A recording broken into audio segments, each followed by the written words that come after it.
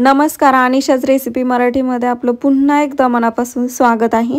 आज आपण करणार आहोत मस्त असा चटपटीत पदार्थ म्हणजेच छोले फ्राय। अगदी झटपट होतात आणि चवीलाही तितकेच सुंदर होतात।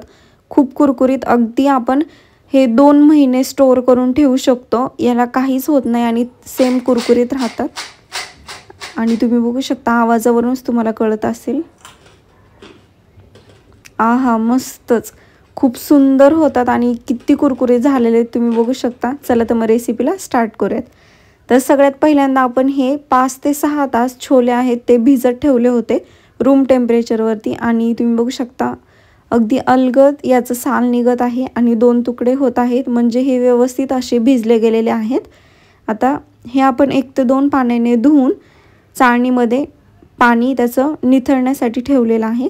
त्यानंतर एका छोट्याशा भांड्यामध्ये आपण छोले घ्यायचे आहेत। त्यामध्ये लसणाच्या पाकळ्या टाकलेल्या आहेत मी। त्याच्यावरचं जे साल आहे ते काढून नाही घ्यायचे, सालासहित लसणाच्या पाकळ्या यामध्ये टाकायच्या। आणि मी मोठे 2 चमचे काश्मीरी रेड चिली पावडर टाकलेले आहे, 1 मोठा चमचा धने पावडर आणि अर्धा चमचा हळद। काश्मीरी रेड चिली पावडर ही तिखट नसते, त्याने खूप सुंदर असा रेड कलर येतो आणि हळदीने सुद्धा मस्त असा कलर येईल, त्याच्यामुळे काश्मीरी रेड चिली पावडर टाकलेली आहे। तिखट मिरची पावडर नाही टाकायची। आणि अर्ध लिंबू आहे ते यामध्ये टाकायचं आहे। लिंबाने छान अशी चटपटीत चव येते, त्यामुळे आपण अर्ध लिंबू पिळून घेतलेला आहे।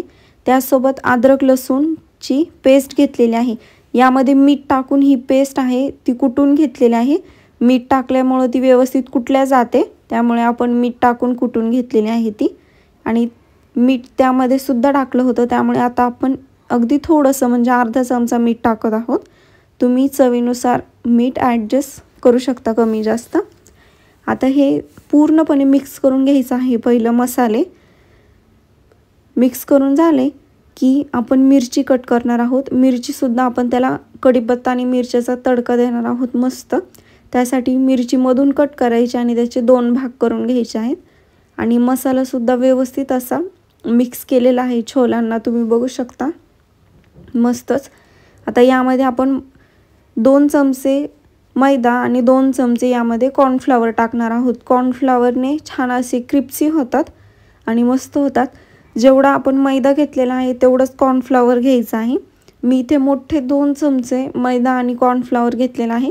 जर तुम्ही कमी छोले घेतले तर 1-1 चमचा घेतलं तरी पण चालेल, किंवा जर तुम्ही छोले जास्त घेतले तर 3 किंवा 4 चमचे सेम क्वांटिटीमध्ये तुम्ही मैदा आणि कॉर्नफ्लॉवर घेऊ शकता। आता हे व्यवस्थित मिक्स करून घेतलेलं आहे मी।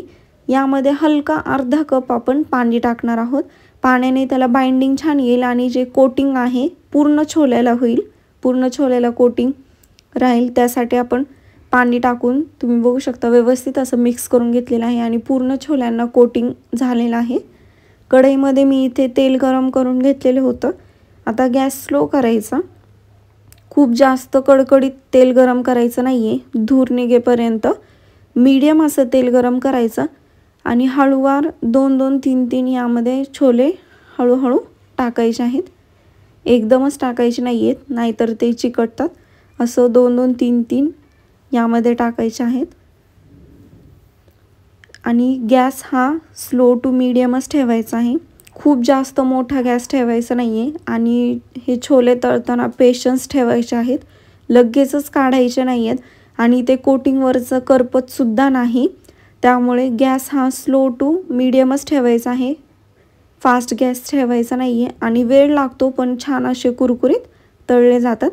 आता 3 ते 4 मिनिटानंतर आपण याला हलकं असं मिक्स करून घेणार आहोत, खूप जास्त मिक्स करायचं नाहीये, हलका आपण याला फक्त साईडने पहिलं काढून घेतलेलं आहे, त्यानंतर याला मिक्स करून घेतलेलं आहे।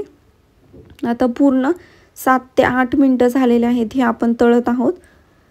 तर 7 ते 8 मिनिटानंतर तुम्ही बघू शकता मस्त असे तळले गेलेले आहेत। तुम्हाला जर चेक करायचं असेल तर तुम्ही 1 छोले खाऊन सुद्धा बघू शकता आणि त्यानंतर तुम्ही काढू शकता। 7 ते 8 मिनिटानंतर व्यवस्थित असे तळले गेलेले आहेत। हे आता आपण एका प्लेटमध्ये काढून घेऊयात। लसूण सुद्धा करपत नाही, तो सुद्धा मस्त असा तळला जातो, त्यामुळे फक्त मीडियम टू स्लो गॅसवरती तुम्ही हे तळून घ्या। आता पूर्ण छोले आपण काढलेले आहेत आणि तुम्ही बघू शकता मस्त असं कोटिंग झालेलं आहे त्यांना आणि कलरसुद्धा खूप छान असं सुंदर आलेला आहे. आता पुन्हा आपण थोडे थोडे करून छोले यामध्ये टाकलेले आहेत कढईमध्ये आणि ते तळून घेणार आहोत. फक्त थोडेसे ते 3 ते 4 मिनटानंतर छान असे रेड झाले की ते आपण पलटून घ्यायचे आहेत.